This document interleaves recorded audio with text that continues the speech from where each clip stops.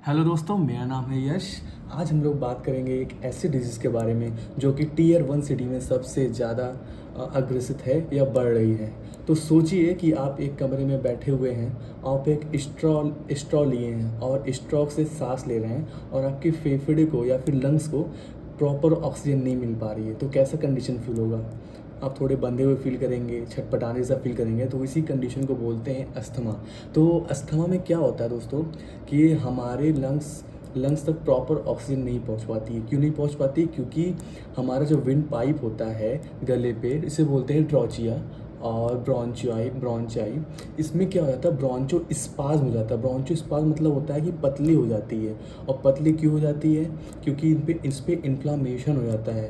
क्योंकि इन्फ्लामेशन क्यों होता है? कई बार इन्फ्लामेशन क्या होता है, जब कोई फॉरेन पोल्यूटेंट आके हमारे इरिटेट करता है ट्रॉचिया को, तो उस कंडीशन में इरिटेशन हो जाती है, हाइपर सेंसिटिविटी रिएक्शन हो जाती है, जिसके वजह से इन्फ्लामेशन हो जाता है। और हमारे ब्रेन में होता है एसिटाइल कोलिन एंड एड्रेनलिन। वो एसिटाइल कोलिन क्या करता है, हमारे ट्रॉचियम आके आ जाता है और मस्क्रेनिक रिसेप्टर से बाइंड कर लेता है। जैसे ही मस्क्रेनिक रिसेप्टर से बाइंड करता है तो हाइपर सेंसिटिविटी रिएक्शन होता है। हाइपर सेंसिटिविटी रिएक्शन के लिए एक केमिकल रिस्पॉन्सिबल होता है जिसका नाम है हिस्टामिन। तो ये जब कंडीशन होती है तो इसी को हम लोग बोलते हैं अस्थमा।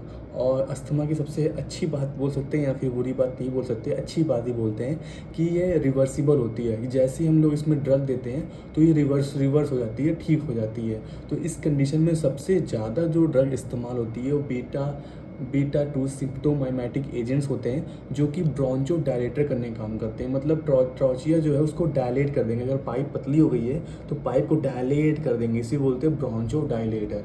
तो इसमें सबसे ज़्यादा जो इस्तेमाल होती है फॉर्मेट्रॉल इन्हेलर इस्तेमाल होता है विथ कार्टिकोस्टेरॉइड के साथ, ठीक है। और कई सारे की मेडिसिन इस्तेमाल होती है जिसमें सल्बुटामॉल आता है, टर्बुटालिन आती है। But according to US FDA का जो डाटा कहता है कि हमें कौन सा इस्तेमाल करना चाहिए, बेस्ट रिकमेंडेशन, तो उसमें आता है फॉर्मेट्रॉल इन्हेलर विद कार्टिकोस्टेरॉइड के साथ। ये तब देते हैं जब माइल्ड अस्थमा होता है, जैसे अर्ली स्टेज ऑफ अस्थमा होता है, तो उस कंडीशन में हम लोग देते हैं। फिर जैसे आता है कि अस्थमा बढ़ गया है, ज़्यादा इरिटेंट हो रहा है और ज़्यादा खांसी आ रही है, सांस लेने में बहुत ज़्यादा दिक्कत हो रही है, तो उस कंडीशन में हम लोग वही कॉम्बिनेशन इस्तेमाल करते हैं फॉर्मेट्रॉल इन्हेलर विद कार्टिकोस्टेरॉइड विथ हम लोग इसमें ऐड कर देते हैं मोंटुलुकोस्ट एंड लिवोसिट्रिजिन। ये कंडीशन भी ठीक है अगर मेंटेन हो गया, ठीक है। बट अगर ऐसा कंडीशन आता है कि मेंटेन ही नहीं हो रहा है, फिर भी आपका अस्थमा बढ़ रहा है, आपको दिक्कत हो रही है सांस लेने में सुबह दोपहर, मेनली जो होता है अस्थमा में क्या होता है, रात में दिक्कत होना चालू होती है क्योंकि रात में ज़्यादा इन्फ्लामेशन होने लगता है। तो उस कंडीशन में रात में अस्थमा अटैक आता है। तो उस कंडीशन में क्या होता है कि अचानक से आप नॉर्मल तो रहेंगे बट अचानक से सांस लेने में दिक्कत होती है, उसी को बोलते हैं अस्थमा अटैक। तो जैसे सीरियस कंडीशन में हम लोग क्या करते हैं कि हम लोग बायोलॉजिक्स का इस्तेमाल करते हैं एंड थियोट्रोपियम का इस्तेमाल करते हैं एंड ओमिलाजुमाब का इस्तेमाल करते हैं। और हम लोग बात करते हैं कि डॉक्टर्स लोग क्या प्रिस्क्राइब करते हैं और कौन से ब्रांड इस कैटेगरी में राज करते हैं इंडियन फार्मा मार्केट पे। तो सबसे पहली जो कंपनी आती है सिप्ला फार्मास्यूटिकल, और ये 22% शेयर लेके बैठी है अस्थमा का। और इसका जो सबसे बड़ा ब्रांड है फोराकॉट।